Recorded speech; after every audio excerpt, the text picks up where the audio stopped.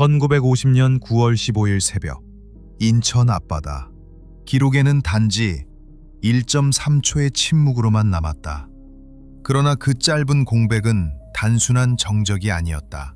수백 명의 호흡, 한 함대의 운명, 그리고 전쟁 전체의 향방이 그 1.3초 안에 매달려 있었다.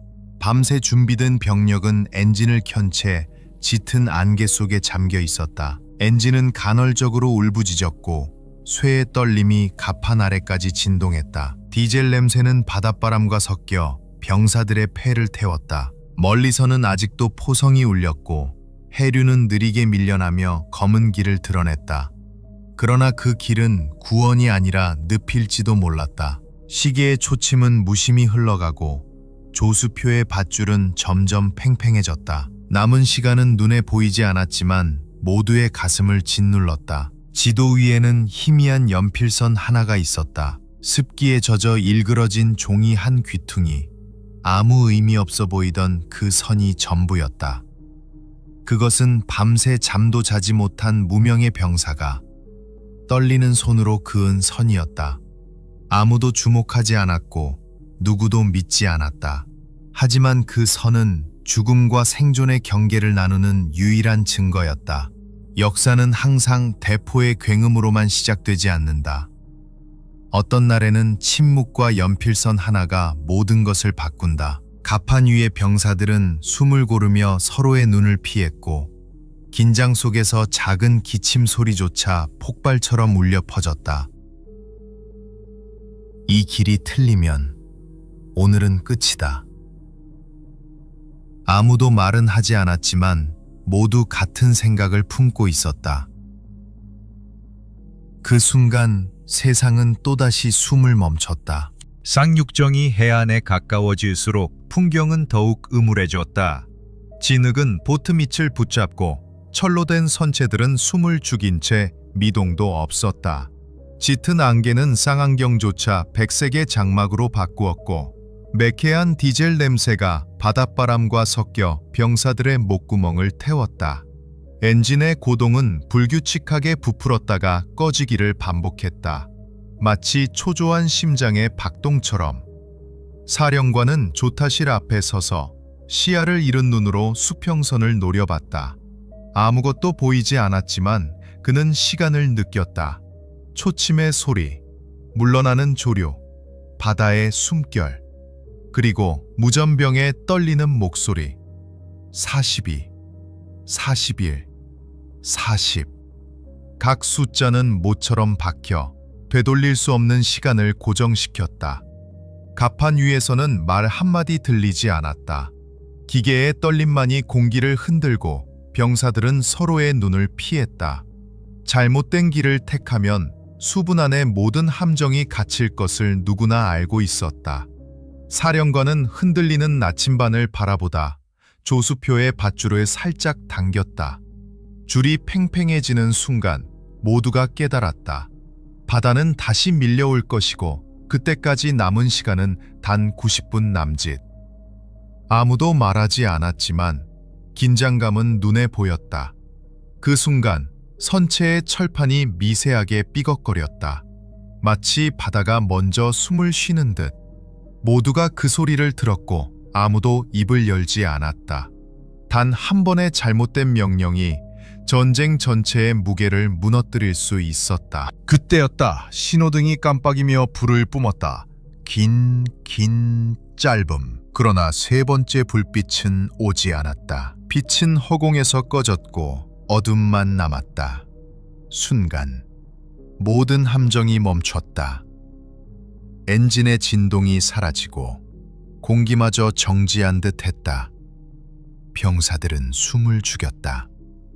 누군가의 숨소리가 너무 크게 들릴 정도로 세상은 고요했다. 지도 위의 붉은 화살표는 해안에서 온 신호와 맞지 않았다. 잘못된 방향이다. 철수해야 합니다. 한 하사가 속삭였지만 지휘관은 대답하지 않았다. 그의 얼굴에는 아무런 감정도 없었다. 오직 결정을 기다리는 침묵만이 있었다. 누구도 확신하지 못했다.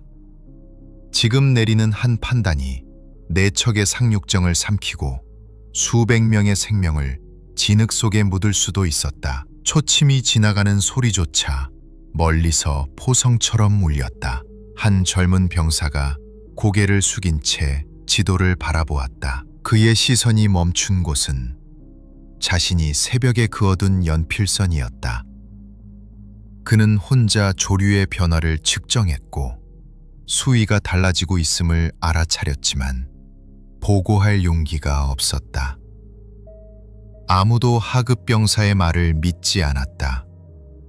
하지만 지금 모든 신호가 엇갈리고 있었다. 짧은 1.3초, 그 사이에 결정을 내려야 했다. 누군가는 명령을 기다렸고 누군가는 명령을 두려워했다. 바다는 여전히 숨을 죽이고 있었다. 그 침묵이 깨지지 않는 한 아무도 살아 돌아갈 수 없었다. 젊은 병사는 더 이상 숨을 참을 수 없었다. 심장은 터질 듯 뛰고 귀에서는 자신의 맥박이 울렸다. 그는 자리에서 벌떡 일어섰다. 장화가 가판을 두드리며 소리를 냈고 수십 쌍의 시선이 동시에 그를 향했다. 공기는 얼어붙었고 그의 입술이 떨렸다. 주인님, 이건 잘못된 지점입니다. 그 한마디가 던져지는 순간 함정 안의 모든 소리가 사라졌다. 바다조차 숨을 멈춘 듯했다. 병사는 손에 쥔 낡은 수첩을 들어보였다. 밤새 조류를 기록한 페이지는 물때 자국으로 얼룩져 있었고 연필선은 여전히 희미하게 살아있었다. 수위가 내려갔습니다. 지금 이 길로 가면 전북 갇힙니다. 무전병이 병사를 바라보았다. 그의 손가락이 송신 버튼 위에서 멈춰 있었다. 명령 체계를 어기면 군법 회의감이었다. 하지만 명령을 기다리면 모두 익사할 수도 있었다. 몇 초의 정적이 지나갔다. 사령관의 시선이 천천히 병사의 눈을 꿰뚫었다. 그는 아무 말 없이 신호판의 손잡이를 잡았다. 쇠바퀴가 느리게 돌아가며 삐걱거리는 소리를 냈다. 빨간 화살표가 반대 방향을 가리켰다. 그 순간 첫 번째 상륙정이 방향을 틀었다. 모터가 다시 살아났고 파도가 선체를 때리며 튀어올랐다. 진흙 속의 통로가 조금씩 열리기 시작했다. 병사들의 눈빛이 흔들리고 어딘가에서 짧은 숨이 새어나왔다. 무전기에서 목소리가 터졌다. 장진! 그 한 단어는 번개처럼 퍼졌다. 선체들이 동시에 움직였고 모터의 굉음이 바다를 뒤흔들었다. 아침의 안개가 걷히며 희미한 붉은 빛이 수평선 위로 번졌다. 그 빛은 새로운 전장의 시작이었다. 역사는 이제 한 병사의 떨리는 연필선 상륙정이 모래에 닿는 순간 안개가 갈라졌다. 병사들이 함성을 지르며 뛰어내렸고 진흙은 무릎까지 차올랐다. 총성과 폭발음이 뒤섞이고 금속이 부딪히는 소리가 귀를 찢었다. 그러나 젊은 병사는 잠시 멈췄다. 그는 고개를 들고 주위를 둘러봤다. 모두가 앞으로 달리고 있었지만 그만은 홀로 서 있었다. 손을 떨며 주머니 속을 뒤적였다. 거기엔 작고 녹슨 호루라기 하나가 있었다. 그것은 오래전 어린 동생이 건네준 것이었다. 돌아오면 불어줘. 그 약속은 단순했지만 지금은 너무 멀게 느껴졌다. 병사는 호루라기를 입술에 대지 않았다. 그저 손 안에 쥐고 차가운 금속의 감촉을 느꼈다. 포탄의 잔향이 멀리서 울렸고 바다는 여전히 회색빛이었다. 그는 눈을 감았다. 전진 명령이 울려 퍼지지만 그의 마음은 이미 다른 곳에 있었다. 내가 그 선을 그리지 않았다면 지금 우리는 어디에 있을까? 그 생각이 스쳤다. 그리고 그는 미소도 후회도 없이 조용히 숨을 내쉬었다. 갑판 너머로 병사들이 해안선을 넘어가고 있었다. 그는 그들을 바라보다가 고개를 숙였다. 호루라기를 다시 주머니에 넣고 흙탕물에 잠긴 부츠를 한 번 더 내디뎠다. 진흙이 발목을 붙잡았지만 그는 천천히 앞으로 걸었다.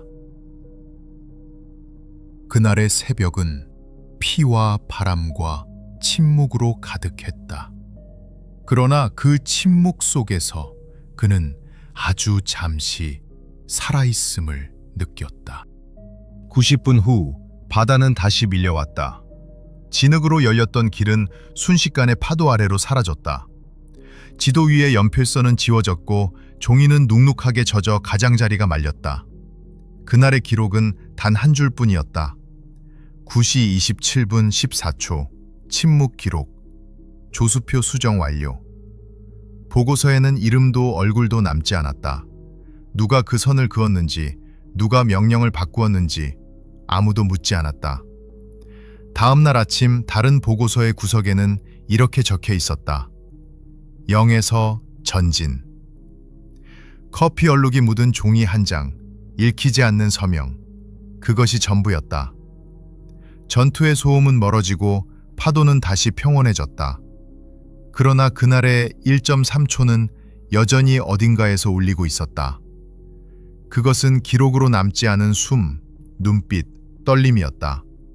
시간이 지나면서 사람들은 그 아침을 잊었다. 하지만 바다의 조류는 여전히 같은 리듬으로 밀려들었다. 누군가의 손끝이 그린 그 얇은 선은 사라졌지만 그 선이 만든 길은 아직 남아 있었다. 역사는 때로 거대한 승리보다 작은 망설임 하나에 의해 바뀐다. 그날의 침묵은 짧았다. 단 1.3초. 하지만 그 짧은 순간은 수백 명의 운명을 품고 있었다. 바다는 모든 소리를 삼켰지만 그 침묵만은 지울 수 없었다. 그리고 지금도 인천의 바람 속 어딘가에서 그 숨이 들린다.